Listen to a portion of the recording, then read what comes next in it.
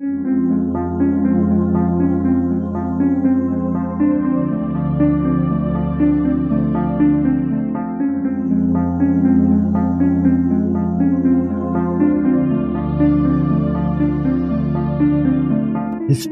tells the story of the world and of our lives.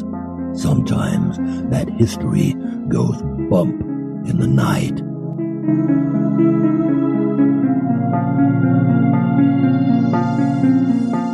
Broadcasting from the center of Oddity and the supernatural in Central Florida, it's the History Goes Bump podcast.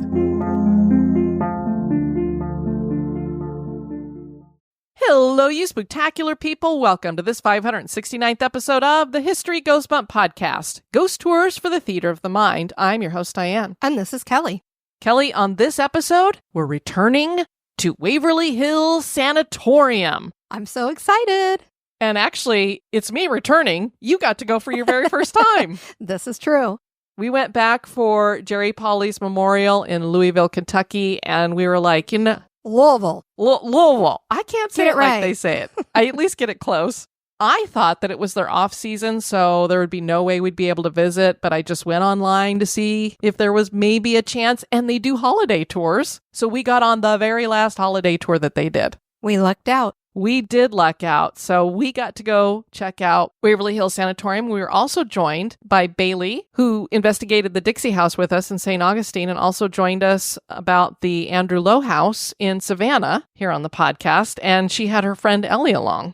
Yeah, it was a blast. So we had a really good time. We're looking forward to sharing that with you. So this is kind of like a redux, but also new. And we had some stuff happen. Yes, we did. Before we get into sharing the history and hauntings of Waverly Hills Sanatorium, we want to welcome into the Spooktacular crew Stephen with a PH, Jaden, Jay, and Sonia. Thank you so much for joining the Spooktacular crew. And now, this moment in Oddity.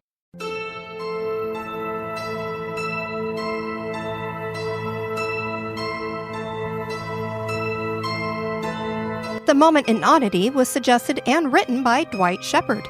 Most holidays have traditions that grow up around them, things that, over time, just become almost a natural and expected part of the holiday. Did you ever stop to think how some of these traditions got their start? Take New Year's, and in particular, New Year's Eve. I'm sure every one of you is familiar with the dropping of the ball in Times Square. Most of us have probably watched it at one time or another. For some, it's just something that we do every New Year's Eve. A few of you may have even seen it in person in New York City. Over 1 million people do that each year. Worldwide, another 1 billion people watch it on TV. Did you ever wonder how all that got started? Well, would you believe that its very beginnings can be traced to a small cemetery in downtown Knoxville, Tennessee? Indeed, that's where it all began.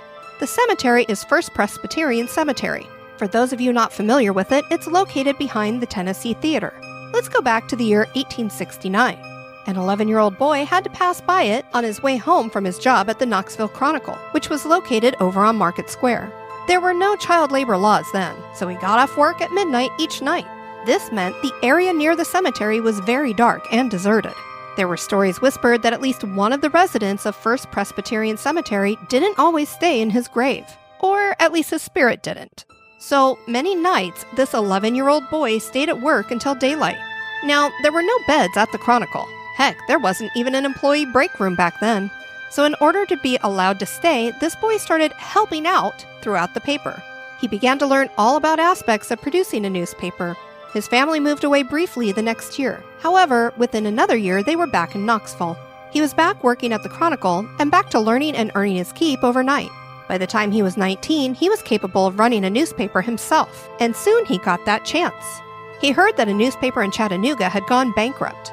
Through the help of family and friends, he was able to put together $250 to buy the Chattanooga Times in 1878. He turned that paper around and was soon making a profit. As a side note, although it has since merged with the Free Press, the paper is still in business today. In 1886, a friend let him know that a paper in another city was close to going bankrupt and was available for sale. Coincidentally, it was also named The Times. He was able to come up with the $75,000 to buy that paper. He turned it around as well. The job he did was so impressive that even today, the masthead of the New York Times continues to list Adolph Ochs as publisher. Now, Adolph Ochs grew the Times so much that he had to have a new building constructed to house his paper. That building is located at what is now called Times Square in New York in its honor. To celebrate the completion of the new headquarters, Ochs had fireworks set off from the building on New Year's Eve, 1904.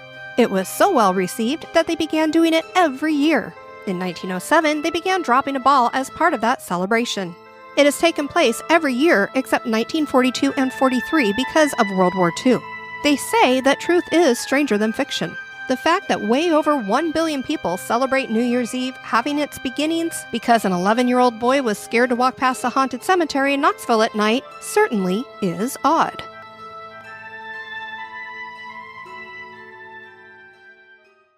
Scared yet? Boo! And now this month in history.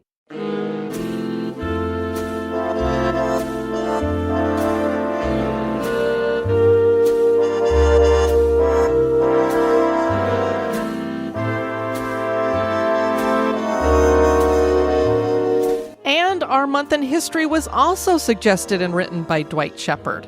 On December 31st, 1952, Hank Williams checked into the Andrew Johnson Hotel to wait out bad weather, and by the wee hours of the morning, he was dead.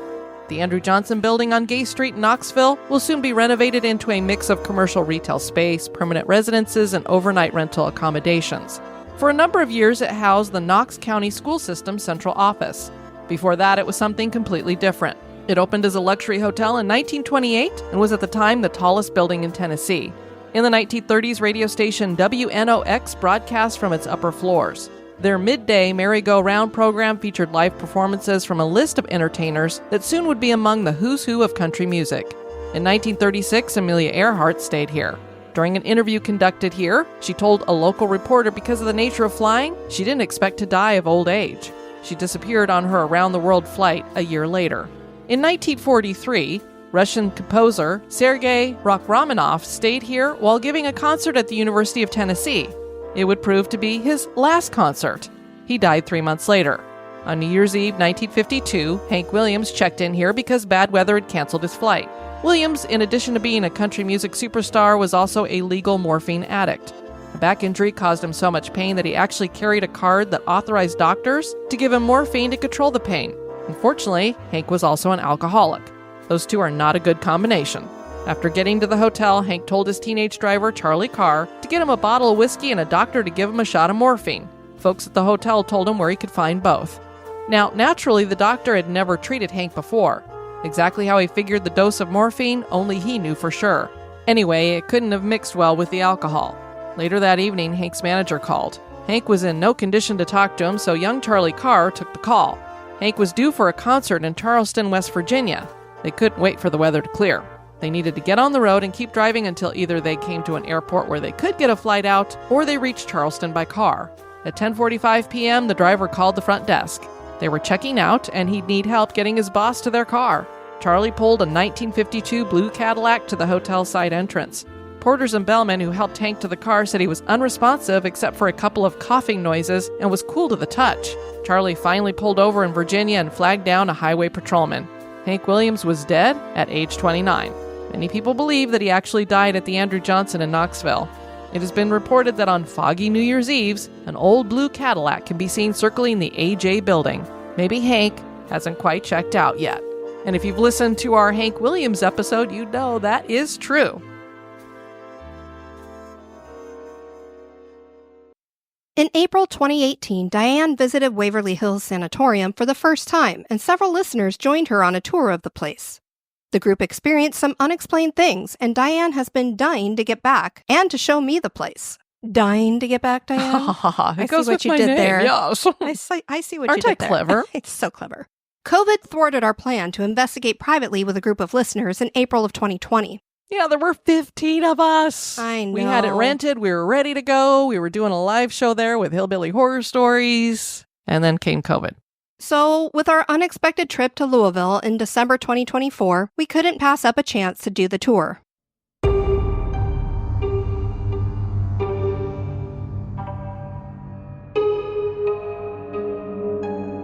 gargoyles maintain sentinel duty atop the imposing structure of the sanatorium. Are they keeping ghosts locked inside or protecting the interior from spirits?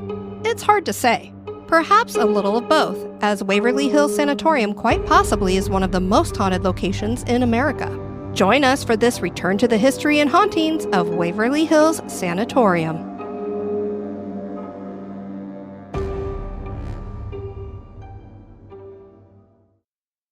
Most people are probably unaware that tuberculosis still kills over 1 million people every year. This isn't just a disease that ravaged people during the early 1900s. The disease was often referred to as consumption because it seemed to consume the afflicted individual. Others called it the White Death. This disease was highly contagious, and there was no cure. The city of Louisville was hit with the highest caseload in the country by 1900, and they needed a place that could not only get the sick away from the rest of the population, but make sure the sick got the three main forms of treatment being used for TB at the time: nutrition, fresh air, and sunlight.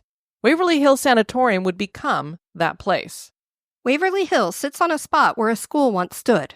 Major Thomas H. Hayes had bought the land in 1883 with the goal of building a school for his daughters to attend. That school was just a one-room schoolhouse that was located on Pages Lane.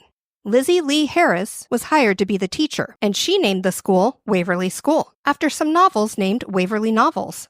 Major Hayes followed suit and named the property Waverly Hill. The Board of Tuberculosis Hospital kept the name after purchasing the land and opening the sanatorium. The original sanatorium that they built was not the large structure that stands today. The first was a framed building with a hipped roof and only had 2 stories. It could accommodate around 40 to 50 patients. The climate of Jefferson County, where Louisville is located, was conducive to the spread of TB, and by the early 1900s, the county was hit hard. The original hospital was ill-equipped to handle the amount of patients that would be flooding in. The city of Louisville started to plan a new hospital in 1911. It wasn't until I went to Waverly the first time that I even knew that tuberculosis could affect anything other than the lungs, that you could have it in the liver or the brain. Right. I had no idea. The Board of Tuberculosis Hospital was given $25,000 to erect a new hospital for the care of advanced cases of pulmonary tuberculosis. In order to start the building, the patients from the city hospital had to be moved to tents set up on the grounds at Waverly Hills. The new pavilion was finished in 1912 and could care for another 40 patients. A children's pavilion was added as well for both sick kids and the children of patients. The plan for Waverly was to continue adding buildings, and it eventually became like many other TB properties. These properties would become self-sufficient mini-cities with their own water treatment facilities, post offices, and growing their own food. Waverly followed the same pattern, but eventually there was a desire to build a larger structure, and that is the building that still exists today. Construction began in March of 1924 on the brick 5-story Gothic-styled building. What did you think when we first came up the road and you saw it? I mean, it was very intimidating. It was huge. It's a behemoth. Yes, and the first time I was there, I felt the same way. I was very intimidated before I went in, and then you could see those gargoyles across the top of it. Yeah, maybe intimidated is not really the right word because I was excited more than anything, but it's just a monster of a structure. And if I'm right, that is actually the back of Waverly Hills. When you come up the hill there, I think that's the back, the way the bat wings are kind of curved out that way. It was designed by architect James J. Gaffney. The sanatorium would be able to house up to 400 patients. It was designed to provide a variety of treatments and was considered state-of-the-art at the time, despite the fact that many of the treatments they use for TB we would consider barbaric. The facility officially opened on October 17, 1926. One of the treatments offered at Waverly Hills was time out on the solarium. These were large patio areas on the outside of each floor where patients would sit for hours to take in the fresh air and enjoy the peace of the wooded area that surrounded the sanatorium. There was an audio system set up where patients could listen to music and the radio station broadcasting from within Waverly Hills. The tour guides say it's kind of like having the first iPods.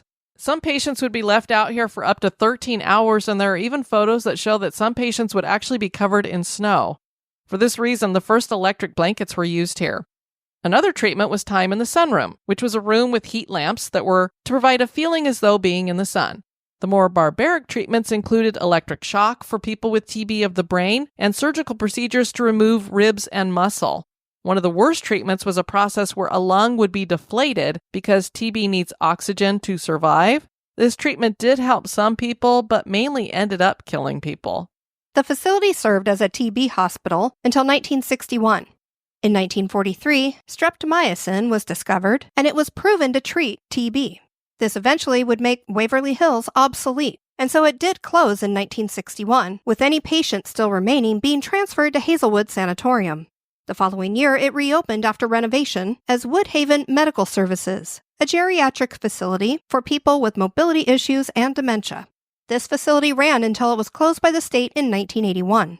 This was supposedly due to patient neglect. Simpsonville developer J. Clifford Todd bought the hospital in 1983 for $3,005,000. Todd joined forces with architect Milton Thompson, and the men planned to convert it into a minimum security prison for the state. Waverly is surrounded by a neighborhood, and obviously, these people were not about to allow a minimum security prison in their backyard. The men switched to a plan to build apartments, but that fell through as well. Robert Alberhasky bought the property in 1996 with the hope of turning it into an arts and worship center. I can't even imagine having a bunch of people in there like worshiping or having church or whatever. He wanted to also build a replica of the Christ the Redeemer statue that is in Rio de Janeiro.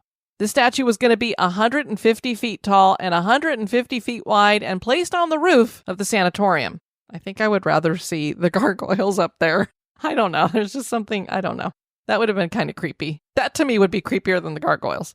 Donations fell through and the project was canceled the following year. Tina and Charlie Mattingly then bought Waverly Hills in 2001. The Mattingleys hold tours of Waverly Hills and host a haunted house attraction each Halloween, with proceeds going toward restoration of the property. Restoration is going okay. It's slow. There's some things that have been refurbed and everything since the last time I was there. And for those that don't know, there was some background. Somehow I think the board managed to pull the ownership away from Tina and Charlie. And so there was some, lawsuits that went back and forth, but it is back in the hands. And Tina was actually there the night that we were doing our tour. Yes, she was quite lovely. I chatted with her for a few minutes. Yes, wonderful woman. We're very glad it's back in their hands because they adore this building and have been taking good care of it. Waverly Hills Historical Society is a 501c3 nonprofit organization dedicated to the preservation and restoration of Waverly Hills Sanatorium. And if you go to their website, you can schedule historical tours, ghost tours, paranormal investigations. You can rent it out privately in order to do your own investigations, whatever you want to do. It is no secret that Waverly Hills is haunted. And while we generally leave it up to you to decide if a place is haunted or not, we can tell you that we believe something we cannot explain is going on in this building. Thousands of people have had experiences here, including us. The smell of fresh baked bread has come from the former kitchen. Many ghost hunters claim that the ghost of a small boy named Timmy roams the halls. There are no records of a Timmy at the sanatorium, though. The creepiest story in connection to Waverly is that of the Creeper. The Creeper is a dark and terrifying entity that crawls along the floors and the walls, and many believe that it is demonic in nature. Others believe that it's a human spirit that's been twisted by the trauma of a tubercular death. People who see it are filled with dread. The refrigeration room has child ghosts that like to play hide and seek. A group investigating in here once caught an EVP on a phone. You can hear the guests say, "Ready or not," and then a child's voice responds, "Here I come." Apparently, the refrigerators were sometimes used for more than just food. The vegetables and meat would be pulled out and replaced by bodies. People who are closed up in the unit routinely feel their hair being pulled or their shirts being tugged upon. Children also haunt the former cafeteria and are sometimes joined by a ghost cat. People feel it rubbing up against their ankles. The Cult of Weird website reported the following experience. As we continued our conversation, I began to notice a small orb-shaped pinpoint of light moving across the second-floor solarium. It was the size of a firefly, but a blue-white color, and it would disappear only to reappear with perfect timing in every other window. My companion asked if I could see a blue light. I said that I could. We watched as it traveled the entire length of the west side of the building, heading east. At first, it appeared as if it was inside the building. But as it progressed, it moved up above the solarium windows in front of the exterior brick. When this happened, it became two separate identical points of light, spaced so closely that they almost touched each other. When the light neared a bend in the building, the sanatorium is roughly question mark shaped, we lost sight of it. The lights traveled roughly 350 feet in approximately 10 seconds. Wow, that's weird. Very strange. As Kelly said in the introduction, I visited with a bunch of listeners back in April of 2018. And now this time, Kelly got a chance to visit. We started the tour where the cafeteria, kitchen, and bakery were once located. And I believe it is the only place that has climate control today. So if you need to get warmed up. Thankfully, we lucked out this weekend because generally speaking, it's like a high of 30 degrees, maybe 40 degrees there. And then it gets down into the 20s at night. And we had 60s during the day and 50s at night. So it was not too chilly. We were very fortunate. Yes. We then went to the former chapel on an upper floor. There we were shown a picture captured on an investigation in 2003 by a staff member who has worked at Waverly Hills for 21 years. And the picture features two guests standing in front of a window in the chapel, and there's a head of another person between them. This was someone who was not standing there for the picture. And being that this was an upper floor, it couldn't have been someone standing outside. You might think, okay, well, they're standing in front of a window, there's glass, maybe it was reflecting somebody else in the room. Back in 2003, there was no glass in the windows of the chapel, so it wasn't a reflection of someone else in the room. What'd you think of the picture?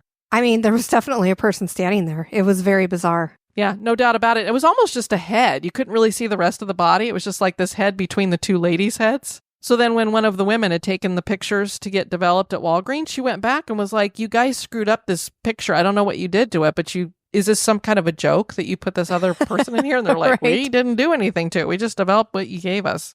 And then she brought it back to Waverly Hills Sanatorium to show them what had happened. And now they show it to every tour. Yes, they do.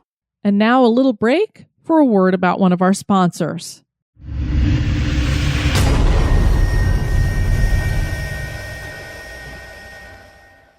There was a woman who had lived at Waverly Hills named Lois. She passed away here in a room that guests visit on the tour. Lois was only 28 when she died from TB in 1956. She had been pregnant when she got to the sanatorium, so when it was time to give birth, she was taken somewhere else to give birth and then brought back. Lois never even got to touch her son that she gave birth to. She suffered from TB for 8 years and spent all of those at Waverly. Her sister Audrey also had the dreaded disease and joined her in the room. She managed to recover and lived to be in her 90s. Investigators have picked up an EVP of a female voice saying Audrey, as though Lois is searching for her sister. A flowery smell is sometimes detected, and she likes to play with people's hair. We didn't get any activity here, but we were told that ghost hunters saw a full-bodied apparition here when they investigated. And I guess if they play Elvis tunes, they tend to get more EVPs as well. Lois and Audrey really liked Elvis. Our guide Crystal saw her only full-bodied apparition near this area. We're going to go ahead and play her telling us that story. In October of 2022, I was down the hall by Lois's room. I was with some other staff. I looked down this way and I seen it looked like white. It looked like a person, but it looked white on the bottom, like a gown, and it looked like dark hair. And it was just moving through here to the kitchenette area. It looked like it was totally, like, it was just oblivious to everything, just moving along, like, almost like residual. But I grabbed the lady beside me and I said, look down there and tell me if you see something. I did not tell her what I was seeing. She looked down this way and nonchalantly, like it was nothing, she goes, what in the world is she doing down here? I always see her on the 3rd floor. I was like, are you serious right now? Like, I thought I was crazy and you're like acting like you see this every Wednesday or something. So anyways, it's the only time I've actually seen a full-bodied apparition. It was a pretty cool experience, but it was just moving through here, just like nothing, just like, it wasn't even walking, it just looked like it was floating through. It was super cool. The tour group that I was with in 2018, we had an amazing group experience at the elevator shaft on the 3rd floor. The story that's told here is that there was a homeless man and his dog, and they kind of would serve as security, I guess you could say here. Yes. Even though it was abandoned and everything, they were letting him live there because he was kind of trying to keep the place safe or what have you. And these young punks came in there at one time and gave him some trouble, and they threw him down to the bottom of this shaft. And this homeless man who had his dog with him, they threw the dog as well. So you have both this man and his dog, and they were found later by the police. And Tina actually had talked to one of the police officers who had found their bodies. And supposedly they thought this was some kind of a ritualistic murder. I don't know if that's true, but whatever it was definitely murder. Now, the tour guide is telling us this story back in 2018, and this is when I hear what sounds like a dog whimpering, but it also could have been hinges on a door squeaking. And I kind of looked down the hallway because I'm like, is there a door that's opening? Is somebody coming through a door? And so I didn't say anything because I'm like, well, I'm probably just hearing something. And then the guide continues to tell the story. And I hear, no, that sounds for sure it's a dog whimpering the second time. And she stops and goes, is anybody else hearing that? And everybody goes, yes. And she goes, does it sound like a dog whimpering? Yes, we all say. And then for a third time, while we're all sitting there clued in, we hear clear as day that dog whimper for a third time. So incredible. It was the only paranormal experience that I'd had in that building back in 2018. But it was so incredible. I got out of there and I was like texting Kelly and going, I just had the most incredible experience in Waverly Hills. It's not scary at all. It was so cool. But then after we heard that whimpering, we also heard a door slam on its own. So that was pretty cool. I have no doubt that a ghost of a dog had joined us, or at least there was some kind of a residual whimper going on there. This time around, we didn't get that to happen. I was really hoping for it. I'm like, please, again. But things are never going to repeat themselves. There's no way. But our guide told us this story about a ball that had been moving down the hall that was featured on the Ryan and Shane Unsolved BuzzFeed show. So they have this video and you're seeing this ball coming down the hallway, and then it turns the corner and goes to this back room where the homeless man and the dog used to hang out. That's, I think, where they would sleep and stuff. So this is clearly where the dog would have been comfortable. And a lot of people who saw it, and I think even Ryan and Shane were like, look, the little kid Timmy was playing with our ball. Well, our guide, whose name was Crystal, goes, I watched it and went, that looks like puppy activity to me. So she thought that it was a dog carrying that ball, and I would have to agree. I think that's probably what was going on. Tina also once saw the apparition of a dog lying down in the hallway, and then it just disappeared. And then our guide shared this audio with us from when a group was there doing a paranormal investigation. This audio was recorded by one of the girls that still works here. It was recorded April 30th of 2016. She and her husband were here on an overnight. They placed a voice recorder in this room, and they came back about an hour later for it. And when they did, this is what they found on the recording.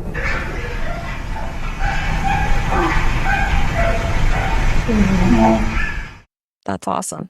Wasn't that cool, Kelly? I mean, that totally sounds like a dog to me. Oh, it absolutely does. Diane had a guide tell her about an experience he had on the 4th floor. A group had arrived in a chauffeur van, and the driver had joined the tour. The driver was bringing up the rear with the guy telling Diane the story, and they distinctly heard the sound of dance music floating up the hall, and they could also hear the sound of feet dancing on the floor. The 4th floor is probably the most haunted floor, and is very creepy. People often feel uneasy and nauseous on this floor, and it is cloaked in darkness with just a hint of ambient light. To get to the floor, you go through a metal door, and the guide told us about some teenagers who were ransacking the place, and they got locked in by something. They had brought an axe with them and tried to open the door with it, but had no luck. The marks in the door are still there. Whatever is on this floor does not seem to be human. There are supposedly shadow figures everywhere poking out of the doors. What they did is they broke our group into two, and half of them went to one wing, and then our group stayed in this other wing. And then she had a little girl walk down to about the middle of that hallway and stick her arms out so that we could see like her arms growing, and you would see like shadow figures poking out. I know they did this on the first tour that I did as well. I did see what looked like shadow figures kind of poking in and out the doors, but I also was like, I don't know if it's just the light playing with my eyes because it's that ambient light. Sure. What did you think watching that? I pretty much agree with that assessment, just because I find it hard to believe that they would constantly be poking out like that. I mean, there was one portion that I thought maybe I saw a shadow figure. I definitely noticed how it looked like the arms got longer, but I think part of that is the perception, your depth perception or something with her being down the hallway. I'm not certain about that. I agree with that. I was at the back of the group, so I was kind of like standing on my tiptoes so I could see because, you know, I'm fun-sized. And I really couldn't see much down there. So I was like, well, I saw it last time and I know what I thought about it. So no big deal. I can't see.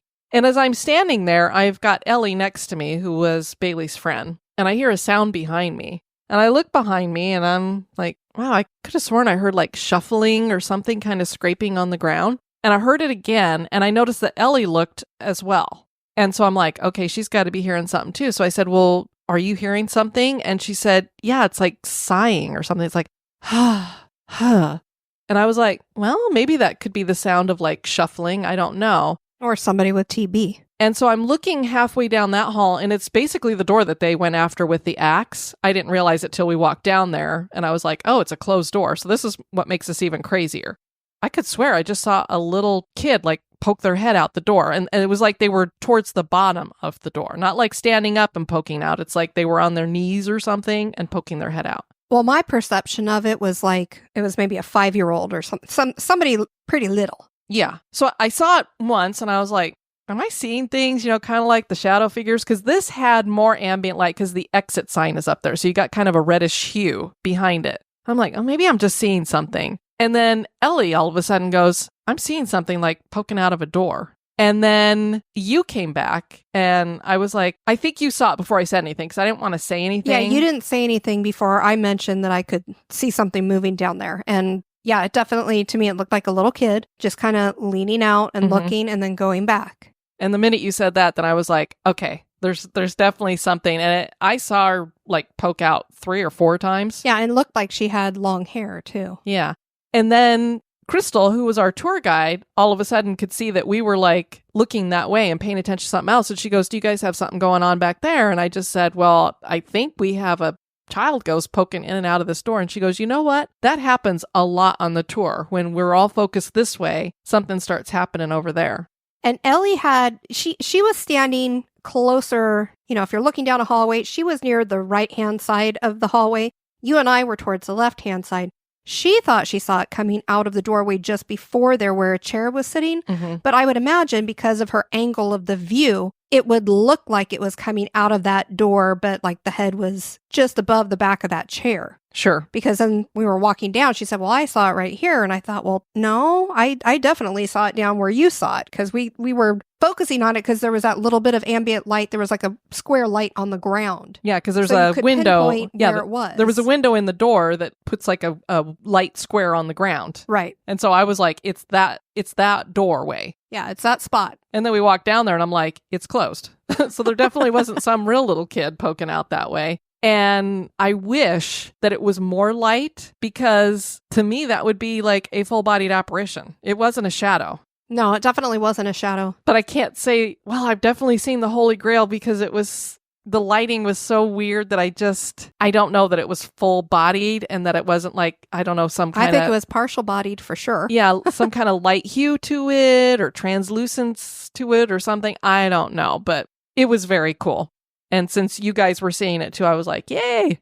We went into a room that was used for surgery, and it was here where many people suffered and died from various experiments to ease their symptoms.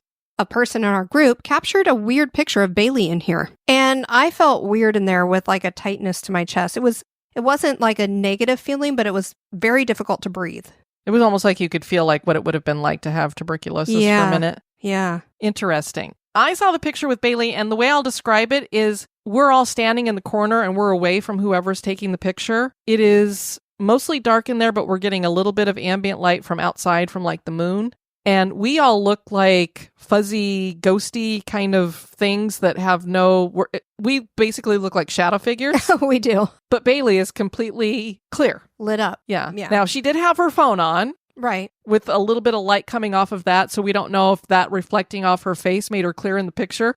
But it just looks weird because we all look like these fuzzy, weird, shadowy things. And she's like clear as day. Right. The 5th floor opens up onto the roof. And I love that because I love to go out there and take pictures of the gargoyles. Definitely. I did post those to Instagram if you'd like to see them. A nurse supposedly hanged herself in the center room. She'd fallen in love with a doctor who was married and carried on an affair with him. She discovered she was pregnant and she told him about it. He rejected her, and in her dismay, she committed suicide. At least that's the story they tell. Some stories claim that she lived in room 502 and hanged herself in there, but guides believe that she hanged herself in that public area, that center room there. Well, our tour guide didn't. She said, if you've got kids on one side and mothers on the other, why would you do it right there? Why wouldn't you do it in your room? Because you wouldn't want to upset the children like that. Exactly. But they definitely think that she was hanging in the center room because an 8-year-old boy had come here to the sanatorium with his mother. I believe she was a nurse. And they came up the elevator, which is right there. It opened up and there's this nurse hanging there in that center room. That's true.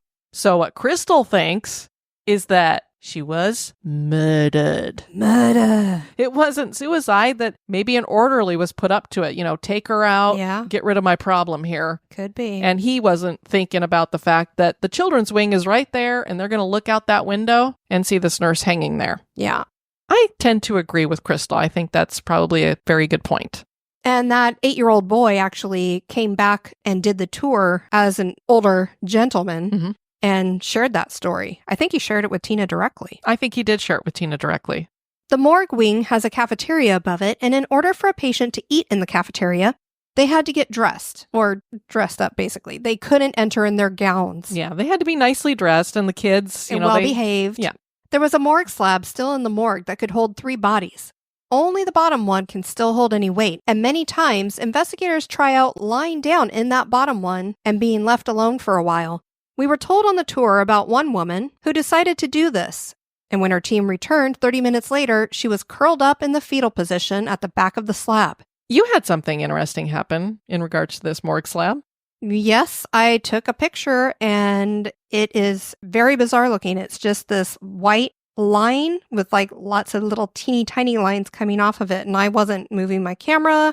There wasn't any ambient light right there, so I don't know what in the world it could have been. I didn't use a flash, so it wasn't reflecting off of anything. We'll have to put it on Instagram and see what people think. Yeah. This was shared on TripAdvisor.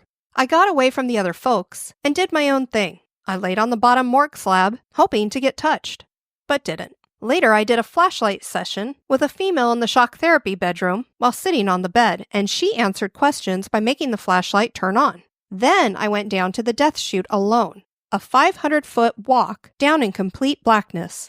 I could hear footsteps behind me, but when I turned to take a picture, there was no one there. I turned on my FLIR and have 2 videos of an entity which followed me down the death chute and then led the way back up. It even played with my hair. And what that person meant by the death chute is the infamous body chute. It was our last stop.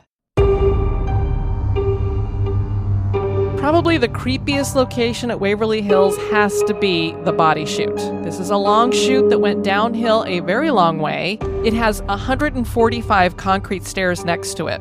A track system would carry the bodies to the bottom where families could pick up the bodies or the local funeral parlor would collect them. The reason this was used was because so many people were dying, the administrators were worried that it would depress the patients and they would give up their fight and all hope when they saw so many of their compatriots dying. The chute is dark and it does smell. When I took the tour in 2018, the guide shared a story about an experience that she had at the body chute. She was giving a tour and had her back to the chute. She noticed that several people in her group were getting startled looks on their faces, and one of them told her to turn around. When she did, she saw a white, misty figure at the bottom of the chute. She's experienced enough at Waverly Hills that she thought to herself, I'm okay as long as that just stays where it is. When she turned back around, she saw that her entire group had run away. She turned around again to see why they had run, and the white figure was running straight at her. I was like, holy crow. People report hearing screams and cartwheels on investigations. Crystal has also seen someone get scratched on their abdomen here. 3, the 3 scratches, and she watched as it welled up, so she knew this was like something that just happened. A SWAT team has run out of the body chute because they were so scared. Green orbs with faces have been captured in pictures. Now, when I went in 2018, we were allowed to walk down. So I walked about halfway, and then I'm like, I don't want to go too far because I got to climb back up. And now I'm from Florida. If I'd been from Colorado, no problem. But coming from Florida, it's like, okay, it's a bit much. But now they have it like gated off so you can't walk down it. I think you can do that on investigations, but they don't let you do it on tours anymore. But that didn't keep us from having what we think was a paranormal experience here in the body chute, Kelly. What I'm going to go ahead and do here is I'm going to play what we believe to be a sound that we captured at the body chute.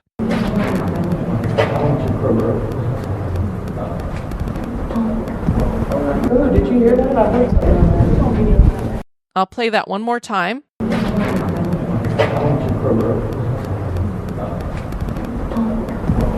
Oh, did you hear that? I heard something. Now I'm going to play the part that is the exact sound amped up.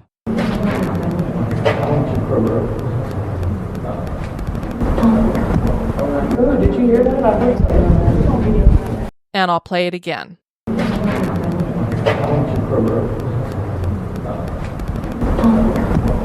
Oh, did you hear that? I heard something. Now I'm going to go ahead and play the full audio for this.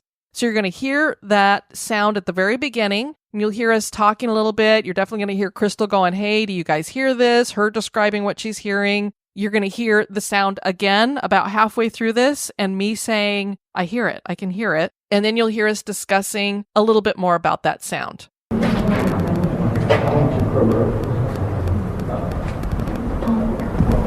Oh, did you hear that? I heard something. Did you not hear that? I heard the gas in my face. My ears like this. I'm sorry. It's okay. Can I get a photo? Can I get a photo of you?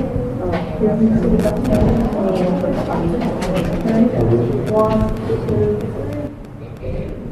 Well, let's do it. You guys don't hear that? I hear that. It sounds like it's tennis ball. Do you guys hear that?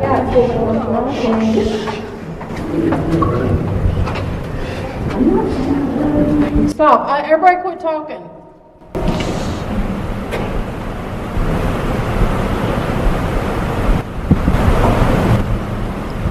I hear it. Did y'all hear that? It's like a tone. I heard it while I breathed. I heard it multiple times. Is there supposed to be something like that? No. That's how the orbs start that I've seen. I saw an orb, but they're not coming the ball. I saw like a ball orb on the floor. Like Really? as if it was like a metal ball reflecting. Huh. There's something down here that's making tapping sounds really loud. Like, yeah. I was scared when the guy moves. I did. Yeah, it sounded like it kind of rang, right? For a little bit? Yes, that's what I heard. It was like tone. No. It's like this. Oh, I heard something that sounded like it was ringing for a little bit. So, Kelly, at the end there, people can hear that you and I are discussing the sound, and we heard two totally different things. We did. So the tour guide and myself heard like a little rapping noise or a knocking noise. Yeah, she described it as like tapping. Yeah. And I was like, well, I wouldn't describe it as tapping because to me it sounded like a metallic sound with like the gong going on, like a continuation of the sound. And that's totally what I hear on this sound thing. So I don't know if my recorder did not pick up like the tapping sound. Right. I heard it several times before the tour guide began asking if anybody else was hearing that. But what's interesting is Bailey heard the gong sound. Yes. So you both heard it that way, whereas myself and the tour guide heard it differently. Which makes me wonder because, you know, sometimes people are like having the same experience and seeing the same thing, quote unquote, but they describe it differently or they describe having different feelings. Like somebody feels a hot spot while somebody else is feeling a cold spot. Somebody is feeling pain while somebody else feels like pins and needles or something. So I was like, how weird is this experience? Because we're having audible experiences, but we're hearing it differently. Was it just that we both were cluing into different sounds? Or is there something strange there that you perceive it on a different sound wavelength?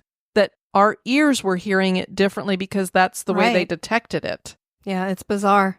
Definitely in the audio, it sounds to me like that metallic ring Oh, yeah. kind of sound. I definitely agree with you. Both you and Crystal were emphatic that you were hearing tapping, which is not how I would describe that sound. No. I'm like, wow, that's weird. Yeah, the recorder definitely picked it up in a different way than what I actually heard. Yeah, just so weird. And Bailey did think that she saw an orb forming down at the bottom there a little bit too, because she was describing it a little bit to Crystal, and Crystal's like, that's how the orbs start. So Kelly, what were your overall impressions of the place? I really enjoyed it. I definitely want to get back there and do a historical tour in the daylight so Yeah. I can see everything when it's more well lit. And then I also want to investigate because we didn't get to investigate. We only We're had doing time a for the tour. tour. Yeah. And it was a pretty quick one too. Yeah, it seemed pretty rushed to me. I think the holiday tours are shorter, maybe because it is usually colder. And so I felt, wow, that felt so rushed and everything than when I came the first time. They did do an investigation right after our tour. But of course, we were like, no, there's no way we could do that because we had to go to the memorial the next day. And I'm We like, had already driven like 9.5 hours just on that leg of our drive. So. yeah, we drove to and from Louisville, Kentucky over not even a 72-hour period. So, Yes, we did. which is about a 14-hour drive to and then 14 hours back, which we split into, overnighted a couple times. But yeah, I was not about to be like, oh, I'll just go without sleep for a night. No problem. We be too old for that. We do be too old Those for shenanigans. that. But we are biting at the bit to investigate there. So I have a feeling we will be setting that up. So you guys be watching for that because we would love to have you join us for that. Visiting Waverly Hills Sanatorium is an experience that every paranormal enthusiast needs to have. Are the former patients and staff still wandering the halls in the afterlife? Is Waverly Hills Sanatorium haunted? That is for you to decide. Such a cool place. Louisville was pretty cool too. Thankfully, it wasn't freezing cold. Yes. We'd love to have you guys check out our website at historygoesbump.com. And if you'd like to send us some feedback, you can do that at historygoesbump@gmail.com or at any of our various social media sites or YouTube. We did get a comment over on YouTube from JGaddy41 under Phantasmal Crime number 11 featuring Thornhaven Manor. I held a photography event there before it closed. My understanding is the owner's health took a turn for the worse. Was sorry to hear because he was a really nice guy. I've rented many abandoned locations, but I can honestly say this is the only one where something happened I could not explain. I was downstairs inside around the front door area and heard talking upstairs in the room where the iron railing is on the front there. I went up to see who was shooting up there to find the entire upstairs empty. The room to the left there with the 3 windows above the front porch is connected to the other room I mentioned. I walked in there and could see everyone who was attending outside shooting in the yard. I was the only one in the building. My makeup artist had the same experience. There are 2 sets of stairs that go up, so she decided to sneak up to scare whoever was up there, only to find it empty, like I did. It was an amazing location. I can't imagine how beautiful it was when it was lived in. I hope the guy who owned it is doing well. I know the neighbors were a bunch of crybabies and did not like the traffic on the road. Yeah, I don't know what has become of Thornhaven Manor. I mean, it was supposed to get fixed up and never got there, but thank you so much for sharing that with us. I want to thank you all for listening to this episode. I've been your host, Diane. And this has been Kelly. You take care now. Bye-bye. Bye-bye. This episode is brought to you by our executive producers. Dispatches from the Grave Digger. We want to thank Veronica Adame for increasing your support. We're going to be putting you in a chest tomb. Thank you so much for supporting History Goes Bump. Sweet dreams.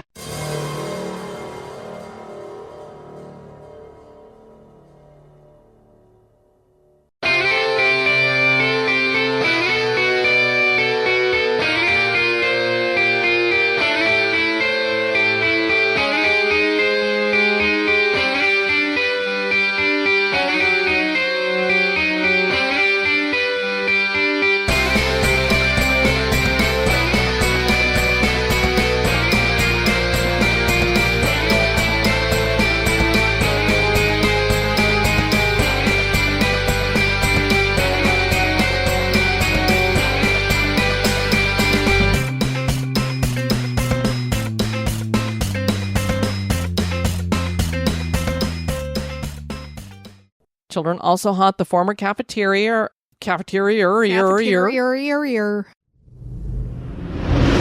On the Ryan and Shane Unsolved Bud Feed.